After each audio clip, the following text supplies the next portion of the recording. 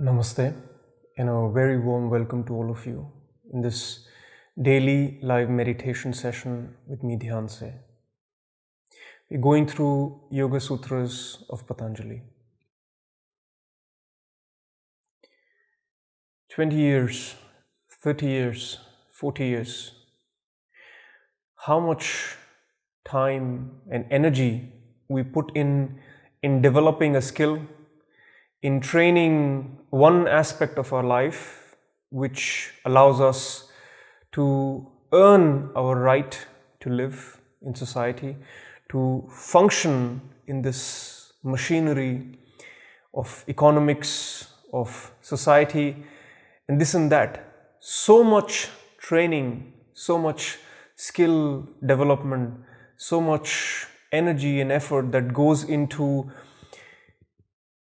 building that one aspect of life, and for everything else, we let that on howsoever it is in our being, for all other aspects of life, for love, compassion, relationships, understanding oneself, what we want, what we don't want, how to be with others, how to be with oneself, why are we here?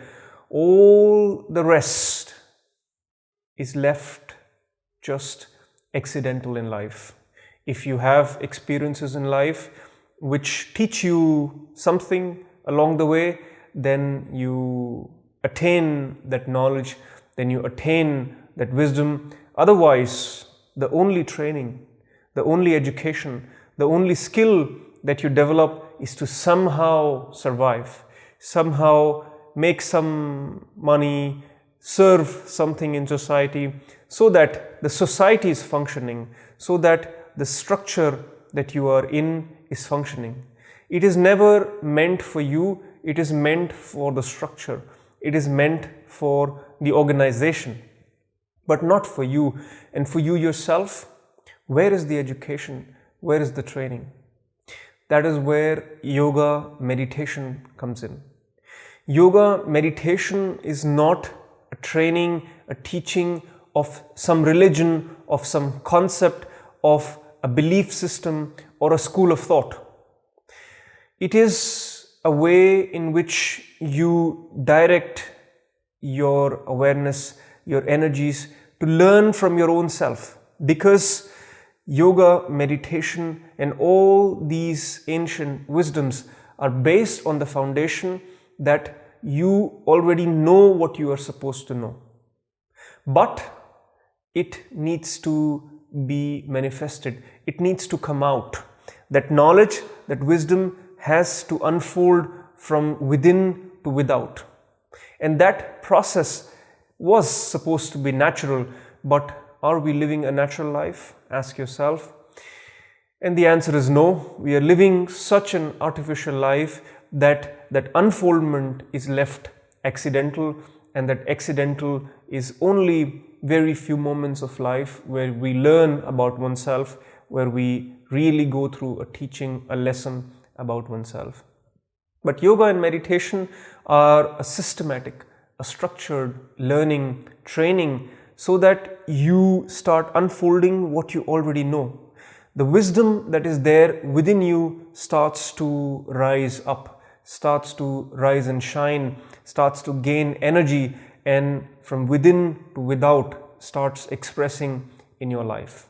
So it is independent of any religion, it is independent of any belief system, it is independent of any lifestyle that you have. Whosoever you are, a businessman, a musician, any artist, a doctor, a servant, it does not matter. The king, the servant, from all sorts of walks of life, whatever you carry within you must come out from within to without. And that is where yoga and meditation enables that process, enables that unfoldment. We're going through Yoga Sutras of Patanjali, where in Ashtanga Yoga, Patanjali is setting down values and rules and initial foundations so that the practice can be built on top. And today we are going through the last two niyamas. Niyamas means rules or the courses of life that you have to set for yourself. The first one is Svadhyayat Ishtadevta Samprayoga. By self-study comes communion with the divine. Let me repeat. By self-study comes communion with the divine. So here Patanjali emphasizes that this self-study must become a rule in your life. Just like you are studying for a particular skill, for a particular training for 5 years, 10 years, 20 years, 30 years, self-study it has to accompany all throughout your life. This self-study is an endless unfoldment that you must carry as a rule in your life. If you have dropped self-study, then you have stopped growing, then the unfoldment has stopped, and you will feel, no matter where you are in life, no matter what you have achieved in life, you will feel stagnant. The smell of stagnation will make your life feel that there is no joy, there is no peace, there is no taste, there is no love, and you would want to escape to something else. So keep growing, keep learning about yourself. That is the message of Patanjali in the sutra. And he says, by this self-study comes the communion with the divine. We can talk about the divine, but let us first of all understand what is this self-study, how to do this self-study. There could be 3 different levels of this self-study. The first level is intellectual introspection. This is where you start to read what other people has to say. You start to introspect different aspects of life.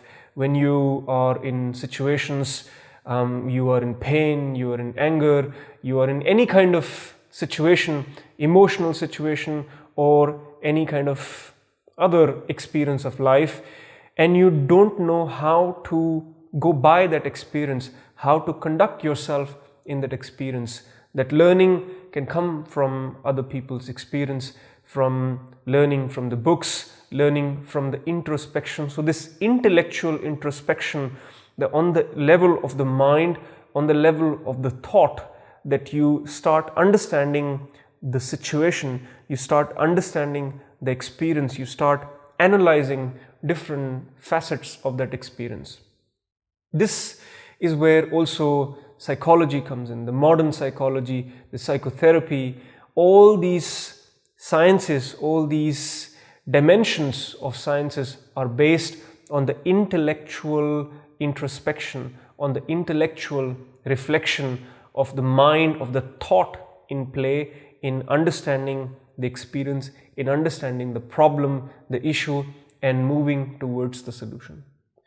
For the basics, for the very first layer of self-study, this is good to start with. But if you just stop there, if you just go by what is written in the books, if you just go by only thinking, you will see that thinking is also, it has limitations.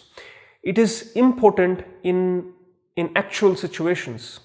When everything is all right, you can think about this, you can think about that, you can always plan, next time when the anger arises, I will do this, I will do that. Next time when I am in this situation, I will do this, I will do that, because it is written here, it is written there, it sounds logical that I should be calm and not angry.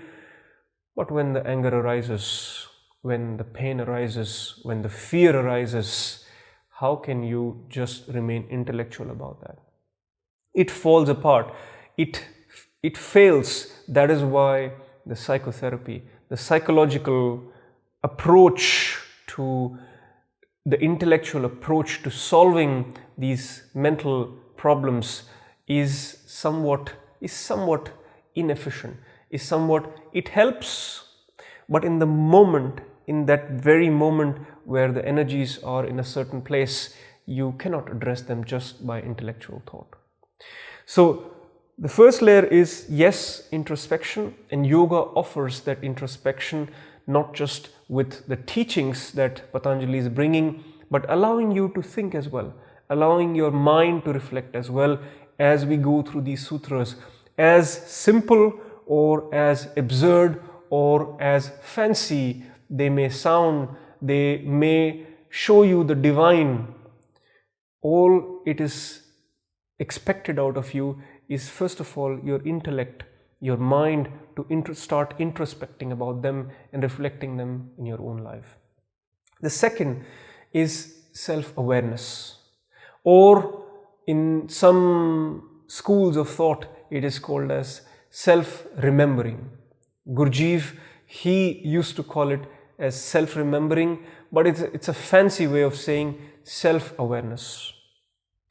In a moment, in a situation, not only intellectually you are knowing about the subject matter, what to do, you have a plan for that, but you're very much there in that moment. You're self-aware, you're reflective of what is happening, not judging. Introspection is the judgment part. So you have to move from introspection to self-awareness to go even deeper. And when you are in self-awareness, that means that you are just simply observing the situation. You're going through anger, you're going through fear, you're going through pain. You don't try to change that situation. And that is the beauty of self-awareness. That is the potency of self-awareness, that simply by becoming aware, by raising your awareness in that moment, by raising your presence in that moment of what is happening, not judgment, but awareness. Let whatever happens after awareness, let that process happen automatically within your energies. You don't have to even drive that process. All you have to do is be 100% aware of that moment. And the third level of self-study, when you have enough introspection, when you have self-awareness established, then even the self slowly starts to disappear, and then what is left is pure awareness. The third step, which can be called as witnessing. That there is witnessing 24/7 with you all throughout your life. And this witnessing is something once established, it never goes away. Introspection, you may think today and tomorrow that introspection fades away, that self-awareness today is strong, tomorrow is weak. But once that self-awareness turns into witnessing, once you're so established in that awareness that there is no self anymore, there is only witnessing, there is only awareness all throughout the times, that is a permanent establishment. In that permanent establishment of knowledge, there is always self-study, there is always knowledge of oneself, and that allows the communion to the divine, which means your consciousness has fully unfolded your full potential. Your full potential is your divinity. There is nothing other than that which can be called as divine. There is no other layer of consciousness hanging in somewhere that you will reach. You will reach to your true potential. All the petals in your lotus have opened. There is no more unfoldment left. There is only pure consciousness to experience. And there is one related last niyama which I would like to very briefly talk about, is by surrender to God, samadhi is attained. It is related because this surrendering to God, meaning once the whole consciousness has unfolded, and all along the way, you need surrender to what is happening. In that self-awareness, in that non-judgmental state of the experience, you have to also bring in surrender. If you start taking intellectual control, if your mind starts coming into the way, that process is broken. So you must go through surrender, and if you surrender to the whole of this existence, the flow of this existence, that you can call as surrender to God. And according to Patanjali, samadhi is attained. So in the states of meditation, you would say samadhi is attained, and in the real life, in our worldly life, you would say samadhan is attained, meaning the solution that you're looking for of your problems is attained. With that, let us internalize these two niyamas, this self-study by introspection, self-awareness and witnessing, and surrendering to the awareness, to the divine, to this whole existence all along the way in the next minutes of our meditation. Please close your eyes.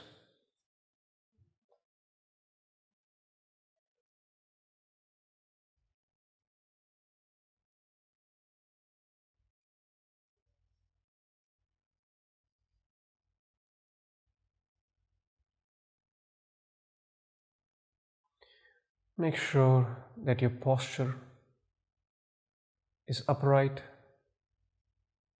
and comfortable.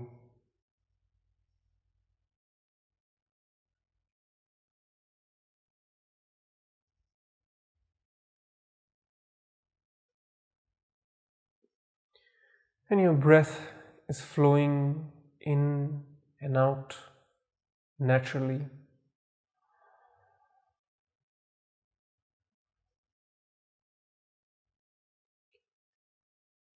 Take a couple of deep breaths if you want to restore your natural breath.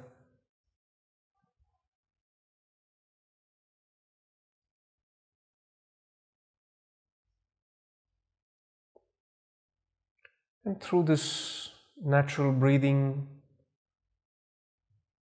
allowing your body to settle, allowing your mind to settle.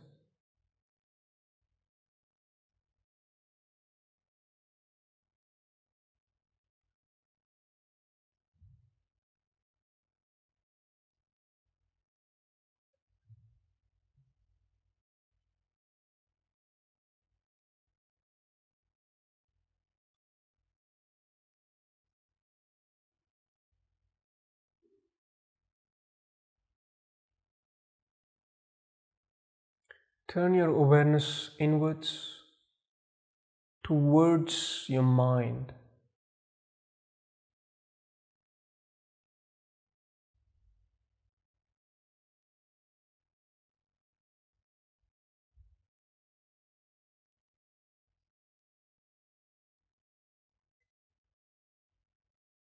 See that this turning inwards is first of all supported by your mind, by your thought. You think about turning inwards. That is the level of mind.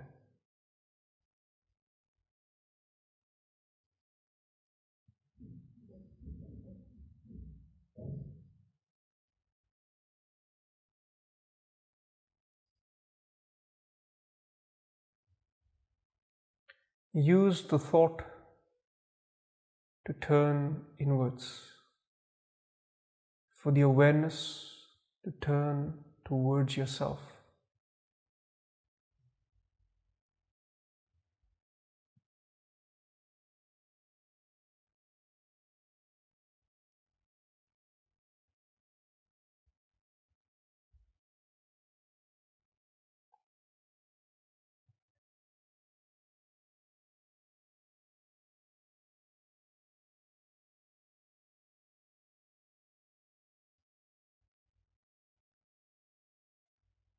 All your thought energy, all your mind, to help you to become aware of yourself.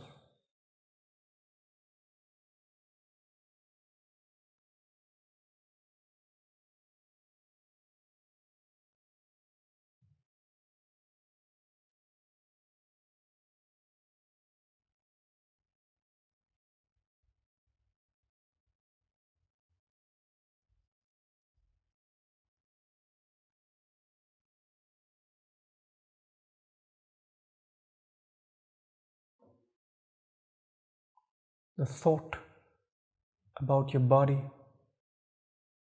the thought about your mind, the thought about yourself.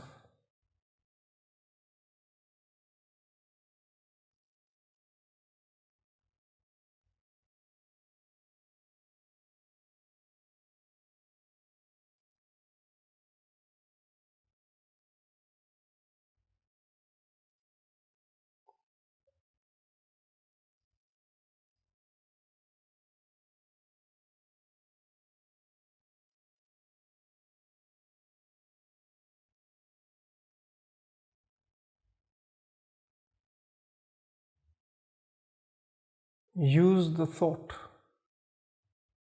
and slowly move away from the thought to self-awareness, to becoming aware of oneself without the thought.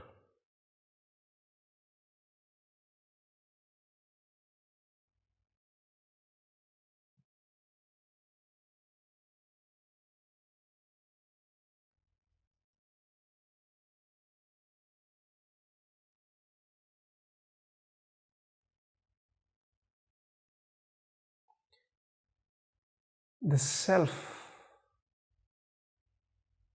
directing the awareness.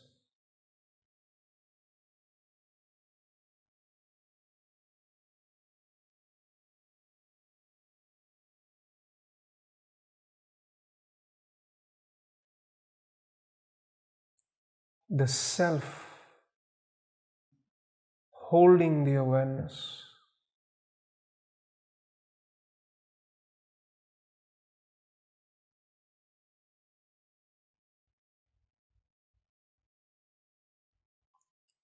The self experiencing the awareness.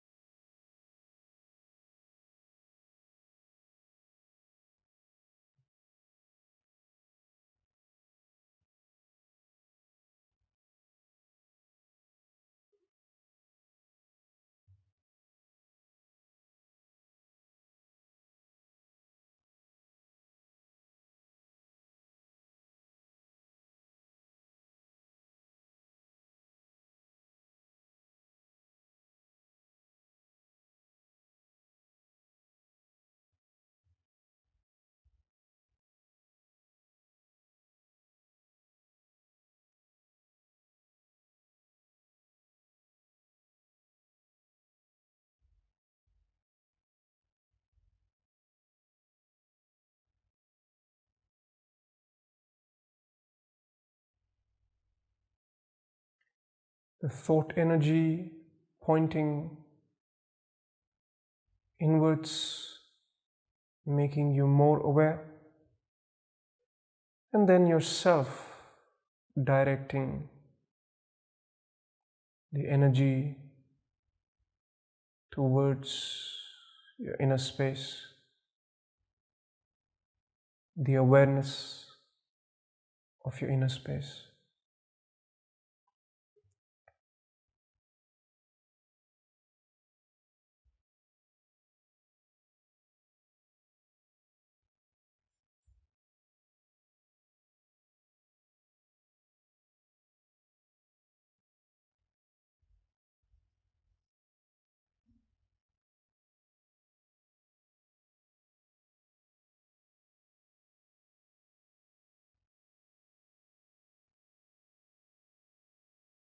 And slowly, as your awareness settles,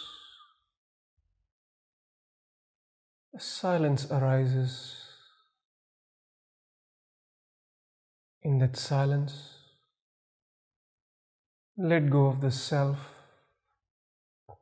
let go of the thought, and allow just the awareness to remain.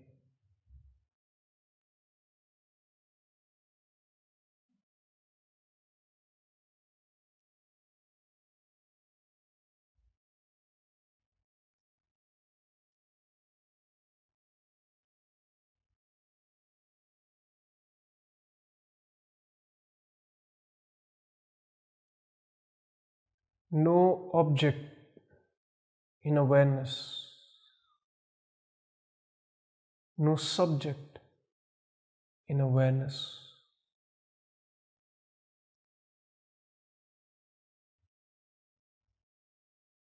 Just awareness.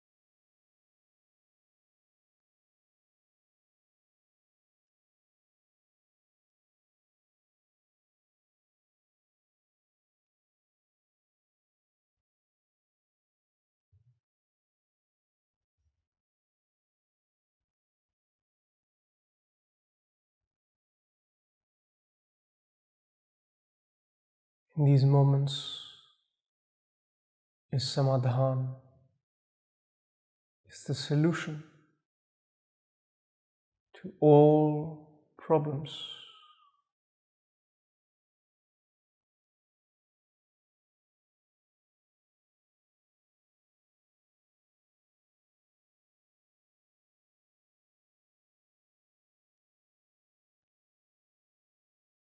And very gently and slowly, you may open your eyes with me, maintaining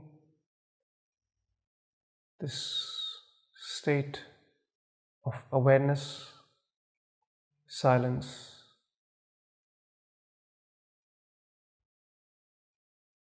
If you are touched by this experience, please share the message of yoga and meditation with your family and friends. Thank you very much. Namaste.